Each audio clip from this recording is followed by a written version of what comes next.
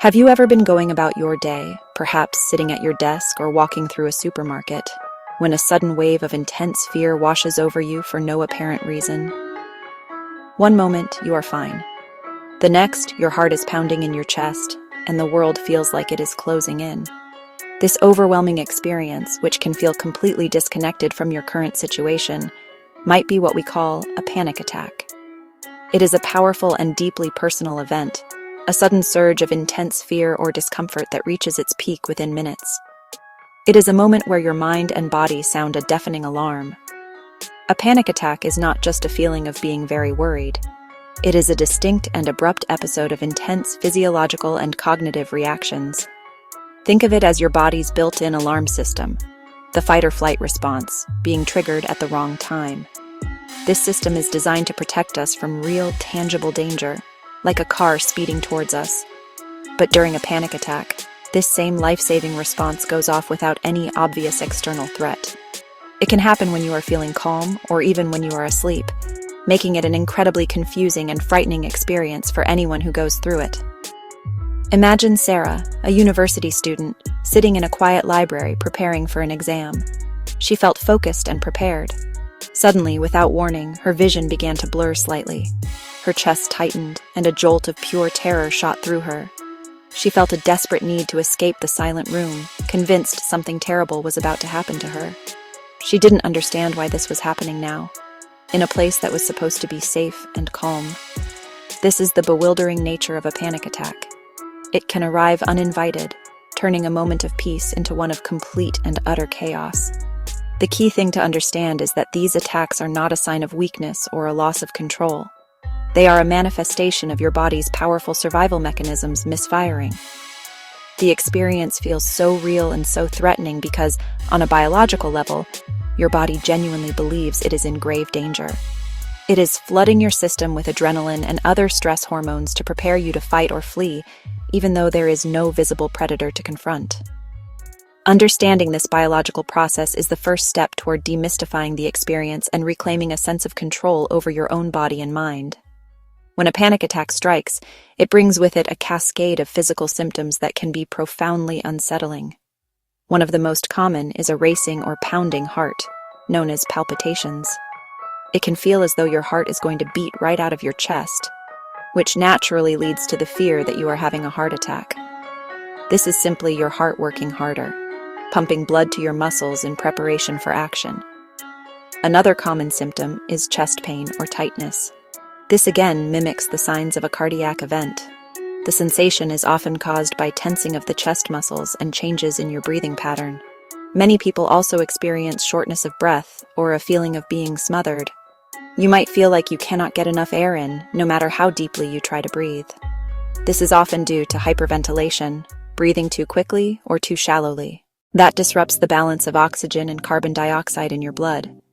That imbalance can lead to dizziness, lightheadedness, or feeling faint. You may start sweating profusely or feel alternating chills and hot flushes.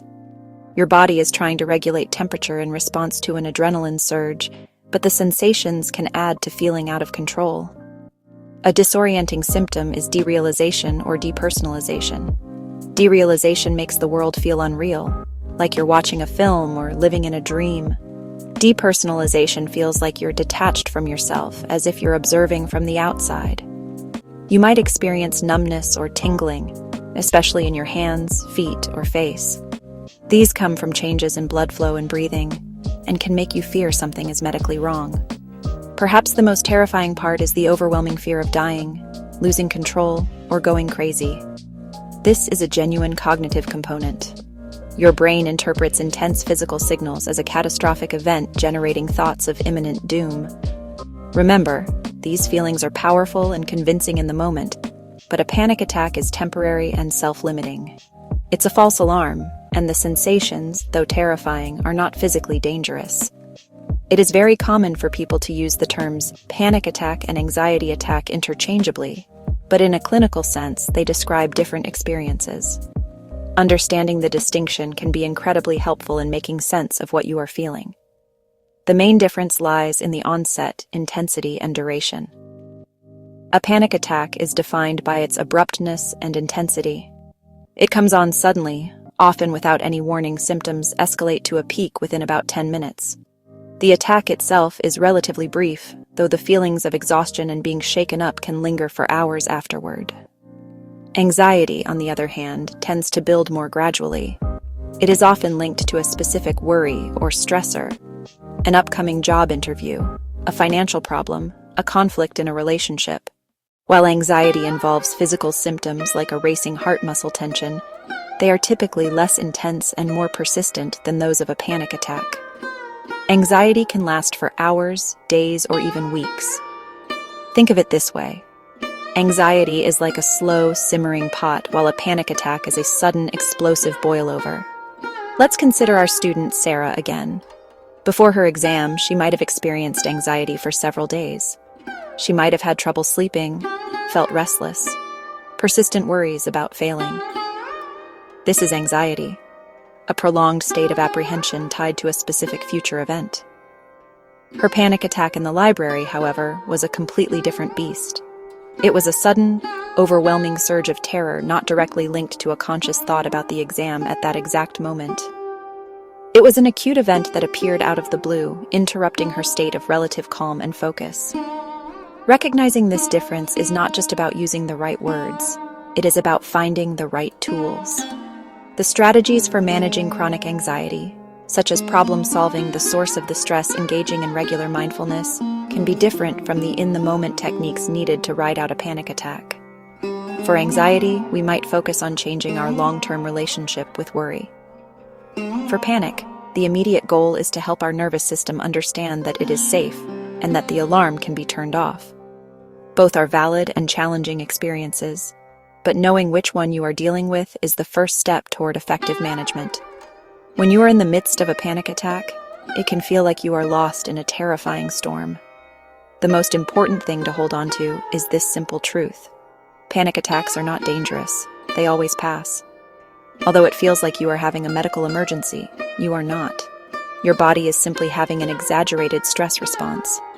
Reminding yourself of this fact can be a powerful anchor. Instead of fighting the feelings, learn to ride the wave until it subsides. Start by managing your breath, one of the most powerful tools you have. Breathing exercises can calm the nervous system. We often hyperventilate during panic. To counteract this, try box breathing. Inhale slowly through your nose, count to 4. Hold your breath, count to 4. Exhale slowly through your mouth, count to 4. Hold again, count to 4. Repeat the cycle to regulate oxygen and carbon dioxide, signaling safety to your brain. It gives your mind a simple rhythmic focus, pulling attention away from scary sensations. If attacks are more frequent or interfere with life, seek professional support. Talking to a GP, talking to a therapist. CBT is highly effective for panic disorder. A therapist can help you understand the root causes. A therapist can help you challenge fearful thoughts. A therapist can help you gradually expose yourself to sensations safely. This interoceptive exposure retrains your brain not to tag a racing heart as catastrophe. You are not alone. Millions experience panic and many manage it successfully. It's a sign your nervous system is working, just sensitive right now.